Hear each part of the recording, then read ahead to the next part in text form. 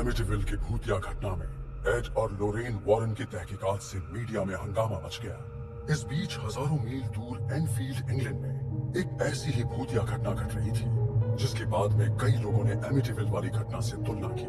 इस केस ने भूतिया घटनाओं का इतिहास रच दिया और ये वॉरेन्स के लिए सबसे खतरनाक केसेस में से एक बनने वाला था।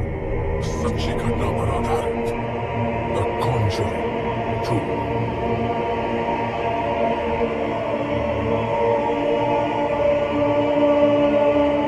तो शुरू करते हैं। द कंज्यूरिंग 2 जेम्स वान द्वारा डायरेक्टेड 2016 की अमेरिकी हॉरर फिल्म है। यह फिल्म एक सच्ची घटना पर आधारित है और 2013 की फिल्म द कंज्यूरिंग का सिक्वल है। फिल्म में पैट्रिक विल्सन और वेरा फार्मिगा पैरानॉर्मल जांचकर्ताओं एड और लोरेन वोरेन की मुख्य भूमिकाओं में है। फिल्म की शुरुआत एड और लोरेन के एक इन्वेस्टिगेशन से शुरू होती है, जो कि न्यूयॉर्क में स्थित अमिटिविले की जांच करते हैं, जहां एक पैरानॉर्मल हादसा हुआ था। एड एंड लोरेन के साथ जांच में पत्रकार और दूसरे रिसर्चर्स भी होते हैं, जो एड एंड लोरेन के साथ इन्वेस्टिगेशन कर रहे होते हैं। इन्वेस्टिगेशन के दौरान लोरेन, जो कि आत्मा की प्रेजेंस फील कर सकती है और कुछ नजारे भी देख सकती है, वो गहरी जांच में खो जाती है और जब वह जागती है तो उसे एहसास होता है कि वह दूसरे दुनिया की झलक देख रही है, जहां पर वे एक अंधेरे कमरे में पहुंच जाती है जहां कोई नहीं होता है, पर वहां एक दर्पण रखा होता है जहां पर शैतानी रूह ने उसे मारने की कोशिश की और एड को भी हानि पहुंचाने की कोशिश की।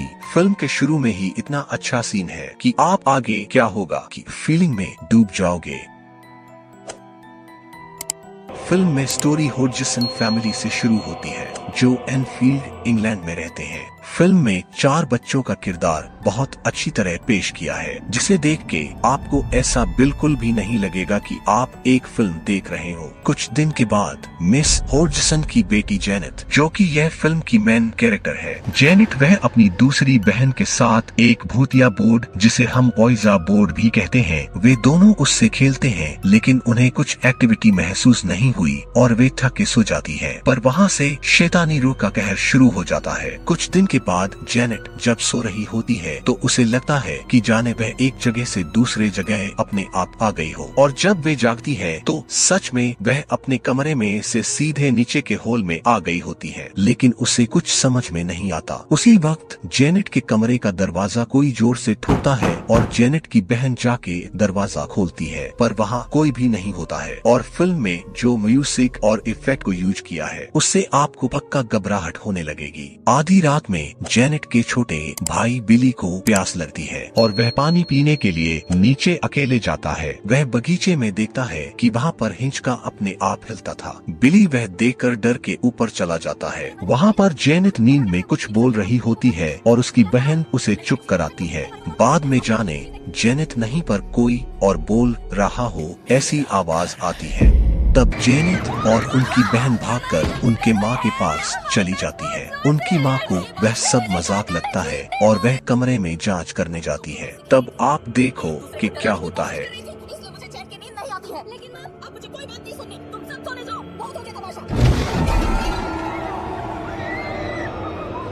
उस घटना के बाद वे भागकर अपने सामने वाले पड़ोसी के घर में जाते हैं। उनका पड़ोसी पुलिस बुलाता है। पुलिस आकर जांच करती है। जब पुलिस नीचे हॉल में जांच करती है, तब ऊपर कोई जोर से भाग रहा हो ऐसी आवाजें दीवार में से आती है। वहाँ जांच करते वक्त कुर्सी अपने आप हिलने लगती है और वे भी पैरानॉर्मल एक्टिविटी महसूस करते हैं और पुलिस मदद करने से मना करके चली जाती है। एक सीन में जेनेट अकेली घर में होती है। तब जो आत्मा घर को हॉन्ट करती है वे जेनेट को दिखती है और यहाँ पर फिल्म में 2 और मैन कैरेक्टर की ओरिजिनल एंट्री होती है, जो सबका दिल जीतने में हमेशा कामयाब होते हैं। मैं बात कर रहा हूँ एड और लोरेन की। आधी मूवी के बीच में नरक का शैतान वारेन के घर में पहुँच जाती है। वारेन की बेटी को डिमन दिखता है और वह लोरेन को इशारा कर कर शैतान के और देखती है। तब लोरेन शैतान का पीछा करती है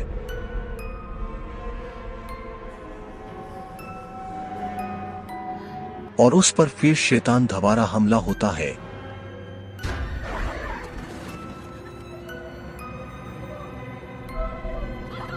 और वह डिमन से उसका नाम पूछने की कोशिश करती है और लोरीन उसे एक किताब में लिख लेती है। कुछ पत्रकार हुडसन हाउस की जांच करने को उनके घर पहुंच जाते हैं और वह तहकीकात के वक्त वे जेनेट को सवाल पूछते हैं और वहां से हमको पता चलता है कि जेनेट को डीमन ने पोसेस कर लिया है और उस घर को बिल विंगसन नाम की आत्मा धवारा होल्ड किया गया है। तब सब पक्के सबूतों के चलते हुडसन के घर को इंग्लैंड का सबसे भूतिया घर माना जाता है। इतनी सारी चीजों के चलते हुडसन फैमिली अपने पड़ोस के घर में रहने के लिए जाते हैं। उस रात को पड़ोसी का कुत्ता डोरबेल बजाता है जो कि उसे बाहर ले जाने के लिए लगाया गया है। उस आवाज से बिली जाग जाता है और कुत्ते को बाहर भेजने के लिए डोर तक जाता है और बाद में मालूम पड़ता है कि वह एक कुत्ता नहीं पर उसके खिलौनों वाला क्रिकेट मैन है।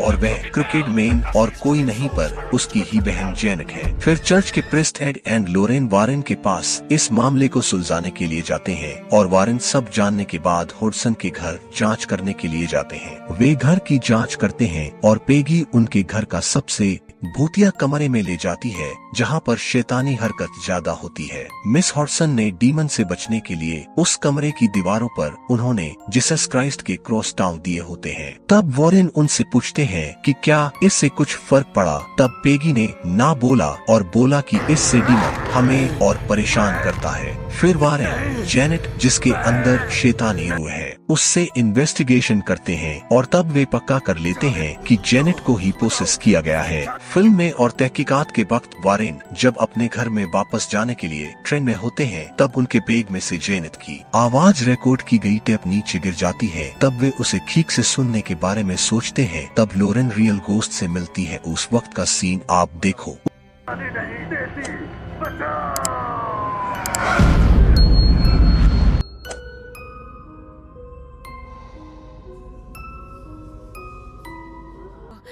रुको, मैं कुछ समझी नहीं। मैं उसके बाद शैतान पूरी तरह से जेनेट के ऊपर हावी हो जाता है और फिल्म के क्लाइमेक्स में फिल्म का रोमांच और बढ़ जाता है क्योंकि अब फिल्म में जेनेट को बचाने के लिए वारेन अपना जिंदगी जोखिम में डालते हैं। एड जेनेट को बचाने के लिए घर के पीछे के रास्ते से अंदर जाता है और जैसे ही वह अंदर प्रवेश करता है घर के सारे दरवाजे बंद हो जाते हैं। तब लोरेन एड को अकेले जाने से मना कर देती है पर एड जेनेट को बचाने के लिए जाता है। तब डीमन एड को आंख में हानि पहुंचाता है जिससे वह कुछ देख न पाए। तब लोरेन डीमन को कब्जे में करने के लिए शैतान का नाम उसकी डायरी में ढूंढती है। तब वह कैसे करके घर में जाती है और जेनेट को डीमन खुदकुशी करने को कहता है।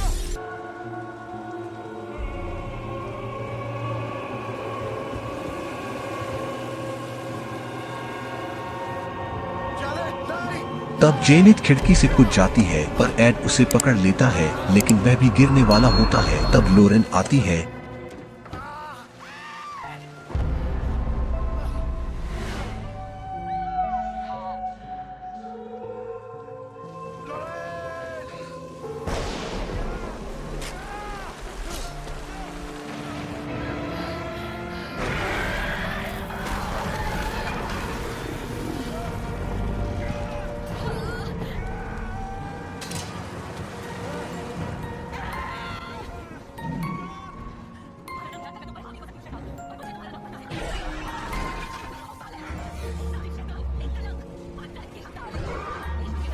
और डीमन का नाम पुकार कर उसको नष्ट कर देती है और जेनेट आखिर में बच जाती है।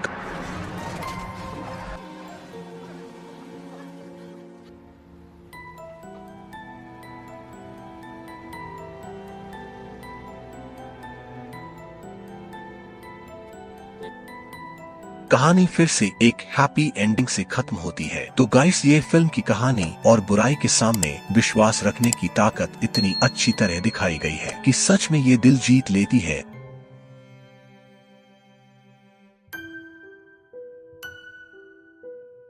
तो गाइस मैं इस फिल्म को मेरे और से 10 में से 9 की रेटिंग भी दूंगा। अगर आपको इंटरेस्टिंग लगे तो ये फिल्म देखना न भूले। तो गाइस मुझे अपनी राय कमेंट बॉक्स में जरूर बताएं कि ये वीडियो आपको कैसा लगा। धन्यवाद। See you in the next video. Till then, keep watching, keep haunting.